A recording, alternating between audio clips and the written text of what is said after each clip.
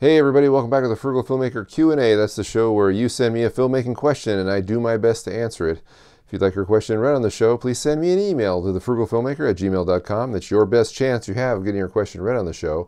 Or you can leave a comment below, or you can send me a message on Twitter @frugalfilmmaker. My video last week was all about using one of these. This is a macro slider rail and how you can attach it to any kind of camera rig. In the video, I specifically mentioned a slider and how you can use these things to balance your camera, especially if you have a front-heavy lens.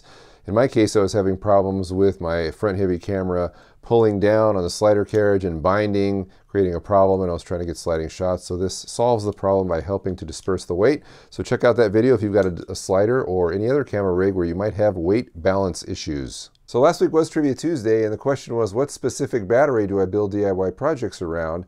And the answer was the Sony NPF 970 and or the Sony NPF 550. I was really looking for the 970, but some people included both. So the first person to give me the correct answer was Alex Reyes. Congratulations, Alex. You win your Frugal battery tester. It'll be in the mail shortly. Remember, there are no repeat winners, so if you didn't win this month, please try again next month. The first Tuesday of the month is Trivia Tuesday, where I test your knowledge of the Frugal Filmmaker. So you may have noticed that I have the same open even after the voting last week, and I took a lot of things into consideration, and I think what most people were telling me is that I could do a better job on my open. So I'm going to take that to heart and create a better open. I think I have a better idea now about what to do opposed to what I did. So I'm going to try again, and I wasn't able to get it done this week, but hopefully by next week I'll have a new open to show you, and hopefully it'll be something that's a little better than what I presented the first time. But I appreciate the input. Okay, let's answer some questions. The first one comes from Jim Miller, who says, many people are using LED lights these days. Using a 12 by 12 LED light, wouldn't that cause harsh shadows on people, being so small? Is there a good way to soften the shadows? You're absolutely right, Jim. A lot of people are using LED lights, and for good reason. The number one reason, I believe, is because they run really cool. You don't cook your subject, and if you're in a small room ever having to shoot anything and you're using tungsten lighting, for example, it will get so hot in that room so fast that it's just really miserable. So I really appreciated LED lights, and there are some cheap ones and some expensive ones. The more expensive ones allow you to change color temperature. But almost all of them, if you're willing to spend about 20 bucks, will give you a dimmer built in, which I think is really great. However, I'm not so sure I understand you when you say harsh shadows caused by these big lights or by a light that's so small, because 12 by 12 is actually a pretty huge LED panel. This is kind of what I'm used to here. This is a 160 LED light, and these are really small. As you can see, they're not 12 by 12. These are more like 3 inches by 5 inches, I believe. But these are inexpensive, about $20, and you can get several of them. They run on batteries, whether it's rechargeable batteries like my favorite, the Sony NPF 970, or AA batteries these will take. So these are really handy in a situation, again, especially if you're doing interviews or whatever, and you need a smaller setup or a more portable setup or a cooler setup. They're really good for that. Just like any harsh light, you need to throw diffusion in front of it, and that can be wax paper, that can be parchment paper, that can be a frost. Again, because these lights have dimmers built into them, you can always crank them down so that the light is not intense, or just move them back if they don't have dimmers on them. But I would definitely recommend putting something in front of these lights. And the good news is, because they run cool, you can use a lot of DIY alternatives that are not heat resistant, and you won't destroy them, and you won't burn a hole in them or set them on fire because you're putting them in front of a tungsten light or a work light. Okay, up next we have Cowpoke, who says, when walking and filming, I find in my shot I have swaying no matter how hard I try to keep the camera steady. I've tried shoulder rigs to hand rigs, however, no resolve. At this point, I don't have a Steadicam, but I don't think that's entirely my issue. Thoughts? Well, Cowpoke, I think that anytime you're going to hand hold a rig, you're going to have a handheld shaky shot. And granted, some camera operators are better at handheld shots than others as far as keeping the camera steady. And I think that's really basically your issue, that you're holding the camera physically and you're just introducing shake because of your body. And that's something that you really can't avoid too much without having some kind of a balanced gimbal type rig. And you can go the cheap route, which is like a Steadicam Merlin. You can get knockoffs of that for 40 bucks or less, actually $30 to $40. And if you want to spend some money, then of course you can always go the electronic gimbal route, which is going to give you really, really smooth shooting, but you're going to spend at least 600 bucks on something like that. Not very frugal. So I would try out the balanced version of these rigs.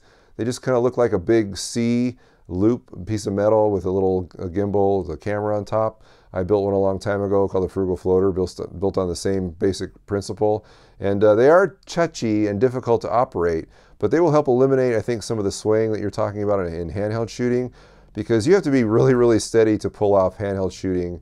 If you're using a shoulder rig and another handheld rig and it's still not doing it for you, you're going to have to upgrade to a gimbal of some kind, because I don't know what else to tell you other than, you know, the handheld shooting is what it is, and if you don't want it to look that way, then you're going to need to upgrade to something a little bit better, a little more expensive. Our next email is from Seth Burrow, who says, I've seen these hoverboard, more like a handleless self-balancing scooter things, and thought that people looked pretty dumb on them. Then I got the idea of using them as a sort of stabilized dolly that a camera operator could use. Do you think this would be a cool addition to my camera gear arsenal, or a worthless hunk of junk? Well, Seth, you're definitely not the first one to have this idea. In fact, in the professional world, I see behind the scenes videos all the time where you've got Steadicam operators that are riding on Segways. That's basically the same idea as what you're talking about here, only on a smaller scale. And actually, if you look at the channels of Tom Antos and M over at Cheesy Cam, they've done this kind of thing already, where they've been riding these sort of handleless scooters, as you call them, where you're just standing on something and then you're tilting it forward and riding. And they definitely work, especially if you're using something like an electronic gimbal stabilizer. They're great as long as you can control them. I think they're actually pretty scary, if you ask me, to get yourself on one of these rigs where you're just leaning forward and going and moving independently without any kind of anything to hold on to other than the camera, because I can imagine the wipeouts you'd have on something like that if you didn't know what you were doing and you crashed. So me personally, I don't think I would ever do something like that. I know M over at Cheesy Cam has been experimenting with this kind of stuff forever. He started a long time ago using electric skateboards, and so he obviously feels pretty good about it. I've seen something else that's similar to this, only it's more like a unicycle almost, that you stand, you kind of straddle the single wheel that's also electric, and you move and do that. But I'm not sure what the alternative would be other than have someone, you know, maybe pulling you on something. Personally, this is something that I wouldn't try and I wouldn't invest in, just because I wouldn't trust myself to be able to operate it without wrecking and possibly causing damage to my camera. So of course, you know, do this at your own risk, but people are using them with a lot of success. I just think it's one of those things that you better have a lot of practice under the hood before you pick up your camera and stand on that and go, and possibly risk who knows what kind of damage. And don't forget a helmet. All right, we have Barry Leggett, who says, how do you get the size ratio right when doing a green screen shot? For instance, if I'm in front of a mountain range, how do I get the mountains to be big or small so the person in front of the screen doesn't look too big or too small? Well, this is a good question, but fortunately it has a pretty easy answer, which is, you know, it really doesn't matter how big or small your person is, as long as you get them completely covered by a green screen. So you can just key out the green around them and then place them in front of any image. And then all you're doing is basically increasing the size of the person or the image or both in post. It's super simple.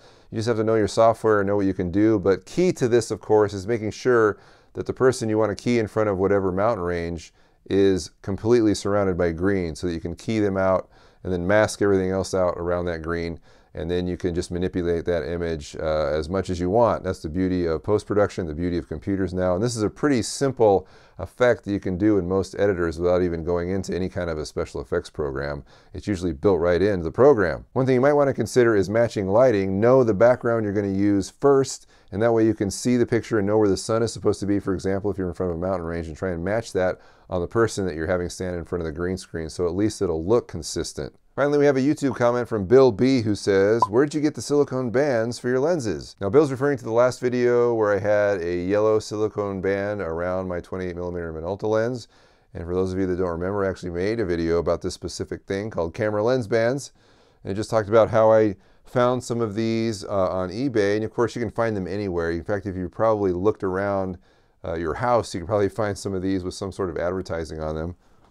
These are basically giant rubber bands, and they have a lot of uses. I've actually, I found a use for my camera lenses. They act as a really great grip. Or since I have a focus gear that has a little space in between my lens and the gear, this helps eliminate that space and creates a great buffer that the gear can grab onto. That's what the video is essentially about. One good use for these I found recently was that I had to attach a wall wart, which is like those big black power supplies that you plug into the wall, but I had to plug them into a cube tap, which is kind of like a square plug expander that allows me to plug 3 things into one outlet.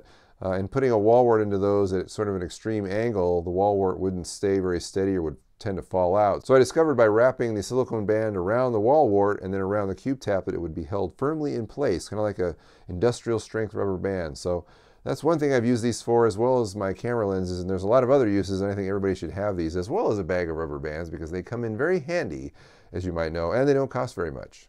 All right, so that's all the questions we had for today. Remember, if you'd like your question answered on the show, please send me an email to thefrugalfilmmaker@gmail.com. That's your best chance you have of getting it read on the show.